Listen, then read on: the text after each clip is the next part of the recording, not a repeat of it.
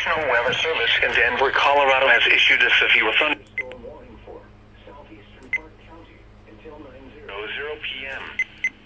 At 8:24 p.m. Mountain Daylight Time, a severe thunderstorm was located near Middle Canyon Reservoir, or 41 miles west of Colorado Springs, moving east at 15 miles an hour. Hazard, 60 miles an hour wind gusts and quarter-size hail. Source, radar indicated. Impact, expects damage to roofs, siding, and trees.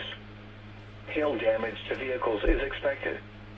Locations impacted include Lake George and Middle Canyon Reservoir. For your protection, move to an interior room on the lowest floor of a building.